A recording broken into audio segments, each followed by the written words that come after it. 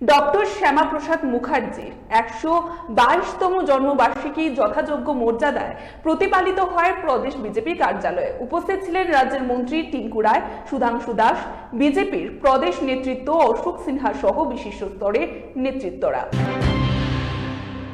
জনসংঘের প্রতিষ্ঠাতা ডক্টর শ্যামাপ্রসাদ মুখার্জির আজ 122তম জন্মবার্ষিকী। প্রতি বছরের ন্যায় এই বছরও ভারতীয় জনতা পার্টির উদ্যোগে গোটা দেশের বিভিন্ন প্রান্তে এই দিনটি যথাযোগ্য মর্যাদায় প্রতিপালিত হয়। প্রদেশ বিজেপি কার্যালয়ে এদিন প্রদেশ বিজেপির উদ্যোগে ডক্টর শ্যামাপ্রসাদ মুখার্জির জন্মজয়ন্তী প্রতিপালন শীর্ষক কর্মসূচি হাতে নেওয়া হয়। এই কর্মসূচিতে উপস্থিত থেকে রাজ্যের মন্ত্রী টিঙ্কু রায়, সুধাংশু দাস, বিজেপির প্রদেশ নেতৃত্ব অশোক সিনহা সহ বিশিষ্ট স্তরের নেতৃত্ব এবং কর্মকর্তারা শ্যামাপ্রসাদ মুখার্জির প্রতিকৃতিতে ফুল মালা দিয়ে শ্রদ্ধাঞ্জলি অর্পণ করেন। নিজের প্রতিক্রিয়া রাজ্যের যুব এবং ক্রীড়া বিষয়ক দপ্তরের মন্ত্রী টিঙ্কু রায় দাবি করেন, শ্যামাপ্রসাদ মুখার্জি যে উদ্দেশ্যে সামনে রেখে জনসংঘ প্রতিষ্ঠা করেছিলেন, আজ গোটা ভারতবর্ষের মধ্যে রাষ্ট্রবাদী সরকার প্রতিষ্ঠিত হওয়ার মধ্য দিয়ে সেই উদ্দেশ্য বাস্তবায়িত হয়েছে।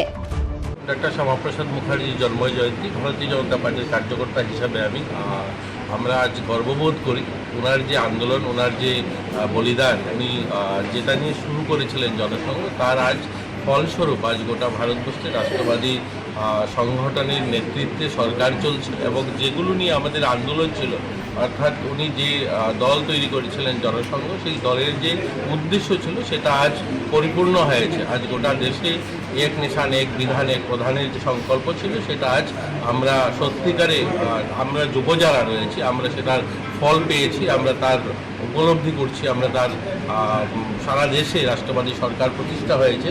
এত আমরা ভারতীয় জনতা পার্টির কার্যকর্তাদের জন্য ওনার জন্মদিন আমাদের জন্য বিশেষ গুরুত্ব।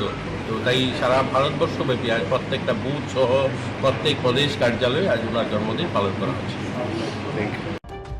Bureau report, Tripura news 8।